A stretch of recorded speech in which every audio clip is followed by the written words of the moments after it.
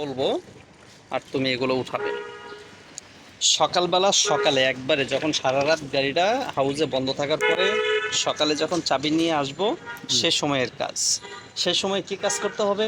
একটু হালকা পাতলা চারিদিকে ঘুরে দেখলাম, ঠিক আছে, গাড়িতে কোনো স্পট আছে কি না।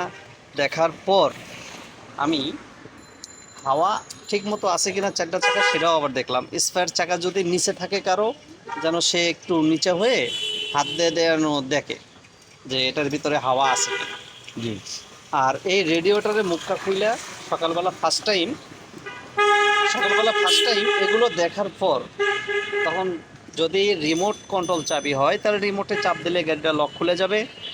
আর যদি চাবি সিস্টেম হয় তাহলে ঢুকাইয়া বাম দিকে মোচড় দিলে গেট খুলে যাবে। আর গেট খুলে যাওয়ার সাথে সাথে ওই লকটা ধরে টান দিতে হবে। টান দেওয়ার পরে এটার ভিতরে পানি দিব, রেডিওটারে মুক্কা খুইলা জি, এই রিজার্ভ ট্যাঙ্কির ভিতরে পানি দিব। তারপরে ডিপ স্টিক দিয়ে এই মোবাইল চেক মোবাইলটা করবো। চেক করব। জি, তারপরে এই ব্রেক অয়েলটা মুখটা খুলে দেখবো কতটুকু আছে, লাগবে কিনা। জি, তারপর পাওয়ার অয়েল দেখবো যে আমার মেজারমেন্টের বাইরে আছে কিনা, যে দাগটা তার ভিতরে আছে কিনা। জি, আমার গ্যাস কতটুকু আছে এটা খেয়াল করব। তারপরে আমি ব্যাটারি, যদি পানিওয়ালা ব্যাটারি হয় জি, তাহলে মাসে 2 বার চেক দিতে হয় যে কোন গ্রুপে, মানে 6টা এরকম মুক্কা থাকে, জি, যে কোন গ্রুপের ভিতরে পানি কম আছে হুম, বা পানি ঠিক আছে কিনা। আর যখন আমরা মোবাইলটা চেঞ্জ করব, মোবাইল চেঞ্জ করার সময় একটা টাইম আছে, 3000 কিলো বা 4000 কিলো, কারো কারো মোবাইল 8000 কিলো চালানো যায়। জি, ঠিক আছে, 3000 কিলো যখন আমরা গাড়িটা চলবে তখন ওই ভিতর থেকে আমরা দেখতে পাবো।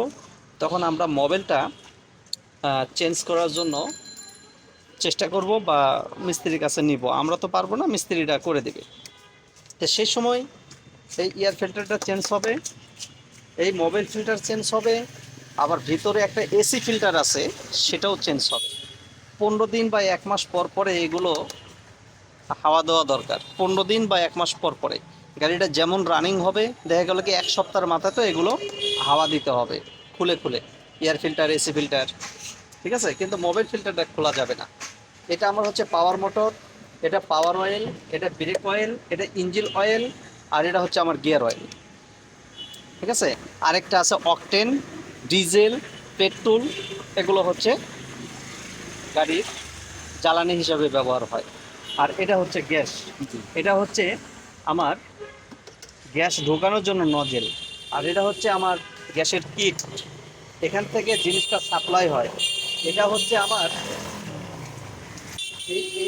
এইটা হচ্ছে আমার এই গাড়ির গ্যাসের কিটের সাথে যে কন্ট্রোল, মানে মোটর থাকে, জি, কন্ট্রোল সুইচ মোটর, এটা হচ্ছে সেটা। ঠিক আছে, আর আমরা যখন মোবিল কমে যাবে এটা দিয়ে ইঞ্জিনের এই ক্যাপটা খুলে এর ভিতরে ঢালবো। আর তেলের জন্য এই ইনজেক্টরগুলো কাজ করে। এটা ডিস্ট্রিবিউটর, এটা বাটারফ্লাই, এটা ব্যাটারি। ব্যাটারির 2টা লাইন আছে, একটা নেগেটিভ, একটা পজিটিভ। পজিটিভ, ঠিক আছে, জি, নেগেটিভেরও কাজ আছে, পজিটিভেরও কাজ আছে। জি, নেগেটিভ না থাকলে গাড়ি চলবে না, পজিটিভ না থাকলেও গাড়ি চলবে না। বুঝতে পারছো? জি, তো সবগুলারই প্রয়োজন আছে। এটা হচ্ছে আমার ওয়াইফ আর পানি দেওয়ার জন্য হুম, করতেছে ঠিক মতো। জি, হ্যাঁ, এটা পানি দেওয়ার জন্য ওই গ্লাস মোছার জন্য, কাজ করে। জি, এই যে ভিতরে পানি আছে, ঠিক আছে। তাহলে এই রেডিয়েটরের ভিতরে পানি দিব সকালবেলা, এগুলো সকালবেলার অপশন। ঠিক আছে, খুব সকালে, ইঞ্জিন স্টার্ট দেওয়ার আগে। আর ইঞ্জিন স্টার্ট দেওয়ার পরে এগুলো করার আর কোনো প্রয়োজন নাই, যেহেতু স্টার্ট দিয়ে ফেলাইছো। হ্যাঁ, কিন্তু ইঞ্জিন স্টার্ট দেওয়ার আগে এগুলো চেক করা সবচাইতে ভালো। তাছাড়া যে কোনো বিপদের সাথে জড়ায়া যাবে, গাড়ির চলন্ত অবস্থায় হিট হয়ে যাবে। হিট হওয়ার কারণ, যদি এই রেডিয়েটরে পানি না থাকে সেক্ষেত্রে, আর কুলিং ফ্যান যদি না চলে সেক্ষেত্রে, যদি মোবিল কম থাকে সেক্ষেত্রে এগুলো মানে দেখতে হয়। যদি এই বেল যদি আবার ঘুরতে ঘুরতে ছিঁড়ে যায় বা লুজ কালেকশন থাকে, সেক্ষেত্রেও অনেক সময় ঝামেলাটা জি, বেড়ে যেতে পারে। তো এটা আমার গিয়ার বক্স, হুম, বুঝতে পারছো? জি, এটা আমার সুইচ বক্স, ওইটা আমার হচ্ছে ওয়াইফার মোটর। এই ইঞ্জিনের যত কাজ আছে এর ভিতরেই সব। কিন্তু ড্রাইভার হিসেবে 3টা কাজ সকালে থেকে যায়। সে সকালে 3টা কাজই হচ্ছে আমার রেডিয়েটরে পানি, মোবিল চেক দেওয়া, ব্রেক অয়েল চেক দেওয়া, ফুয়েল চেক দেওয়া, এবং বাদবাকি যেগুলো কাজ আছে টুকিটাকি করতে হয়। ইঞ্জিনের ডাস্টার মারতে হয়, ডাস্টার নিয়ে জি পরিষ্কার এই উপরে। গাড়ির উপরে ডাস্টারগুলো সুন্দর করে মারতে হবে। যদি পর্দা দেওয়া থাকে পর্দা সুন্দর করে উঠায় ব্যাগডালে রাখতে হবে। তাহলে এটা আমার হচ্ছে সকালের অপশন। তারপরে আল্লাহ রাসূলের নাম নিয়ে চালাইতে হবে। আইসা যে গাড়িতে সালাম করবা এটা বেয়াদবি। জি গাড়িতে সালাম করার কিছু নাই। এই এই এই আল্লাহর হুকুমে চলে, আমরাও আল্লাহর হুকুমে চালাই। চলি যতই এরে আমরা চালানোর চেষ্টা করি, আল্লাহর যদি হুকুম না থাকে এরে চালানোর কোনো ক্ষমতা আমাদের নাই। ঠিক আছে? তো এতটুকুই আমি তোমাদের বুঝাই দিলাম। সুন্দর করে বোঝার চেষ্টা করবা এবং এই ভিডিওটা সুন্দর করে নিজে নিজে দেখবা যে আমি কি কি বলছি, কেন বলছি, কি জন্য বলছি। জি। এটা যেন কাজে লাগে। আমি শুনলে যেন এটা আমার কাজে লাগে। ধন্যবাদ। রাখো।